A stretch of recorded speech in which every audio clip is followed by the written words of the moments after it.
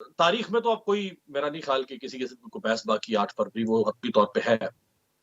उससे पहले सियासी ऊंट किस करवट बैठता नज़र आ रहा है? जहाँ तक सियासी जमातों की तैयारी का मामला है, तो हर जमात ने एक बड़े मोहतात अंदाज के साथ अपनी तैयारी कर रखी है और वो उस तैयारी पर बड़ी पक्की है, कायम है।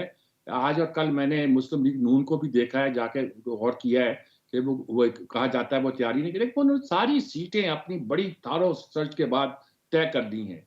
वो जो सीटें कुछ दे रहे हैं, ज़ाहिर लेन-देन तो करना पड़ता है। वो ये नहीं कि वो इस्तेहकाम पाकिस्तान पार्टी के साथ लेन-देन कर रहे हैं, बल्कि वो तमाम कुव्वतों के साथ जिनसे उन्हें मदद की ज़रूरत होगी और मदद दरकार है, उनके साथ वो फ़ाहम तफ़हीम के साथ काम कर रहे हैं। मुस्लिम लीग नून अपने स्टालवर्ड्स को छोड़कर दूसरे लोगों को आगे लाती है, तो मसला तो पैदा होगा। बहरहाल वो मसाइल तो पैदा होंगे और बहुत से लोग जो पीटीआई को छोड़ के जाना चाहते हैं, वो पीपल्स पार्टी की तरफ जाने की बातें सोचने लगेंगे।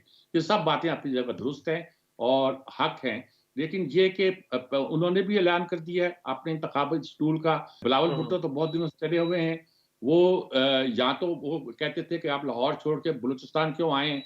आप उनको कहे कि आप केमाड़ी छोड़कर जिस सीट से पिछली बार आप हार गए थे और जो बरसों से हुँ। आपकी खानदानी सीट है, यारी आप की सीट ले केमाड़ी छोड़ के यहाँ क्या करने आए हैं? कुछ मुल्कों में है कि वहाँ पे सिर्फ़ सूबाई जमातें होती हैं, लेकिन कौमी सतह की जमातें शायद कई तरक्की याफ़्ता मुल्कों में हमारी तादाद के मुताबिक नहीं है, वहाँ बहुत कम 2, 3, 4 मरकज़ी जमात या बहुत सारी जमातें आ गई हैं, सियासत करना चाहती हैं और उससे वोट बैंक डिवाइड हो रहा है, मैंडेट डिवाइड हो रहा है। तो अगर मैंडेट डिवाइड रहेगा, हंग पार्लियामेंट होगी, इत्तेहादी हुकूमतें होंगी, तो वो डिलीवर कैसे कर पाएँगी? लोग सियासी जमातों से ही मायूस नहीं हैं, बल्कि पाकिस्तान के हर अदारे से मायूस हो चुके हैं।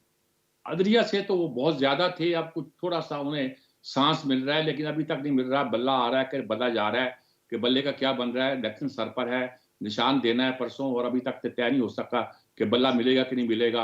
ये सूरत-ए-हाल पैदा हो गई है, हमारा सिस्टम ऐसा है। अब मसला ये पैदा हो गया है कि एक सियासी जमात ने लड़ाई अपनी सियासी जमातों के खिलाफ नहीं, बल्कि फ़ौज के खिलाफ कर रखी है।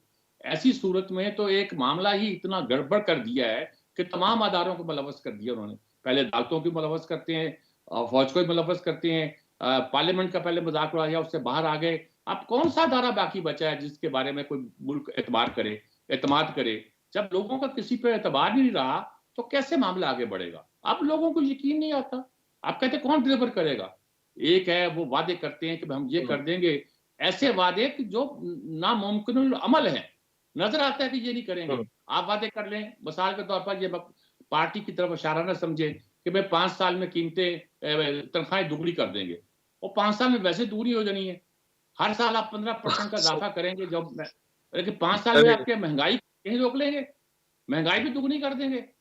आप 15% हर साल इज़ाफ़ा करेंगे तो 5 साल में वैसे दुगनी हो जाएगी तनख्वाहें। लेकिन महँगाई कहाँ रहेगी? इस पे कोई गुफ्तगू नहीं करता। आप कहते हैं 300 यूनिट की बिजली हम फ्री कर देंगे, सारे कह रहे हैं। लेकिन उन्होंने कहा जी हम सोलर हुँ, सिस्टम से फ्री कर देंगे। और भई 300 यूनिट के लिए सोलर सिस्टम लगाने के पैसे हैं आपके पास? हम पहले ही ख्वाब हमारे चिकनाचूर हो चुके हैं। हमें नए ख्वाब ऐसे चूर मुँह हो गए। दिखा रहे हैं, जो सही फुलफिल नहीं हो सकते, जिनकी ताबीर नहीं निकल सकती।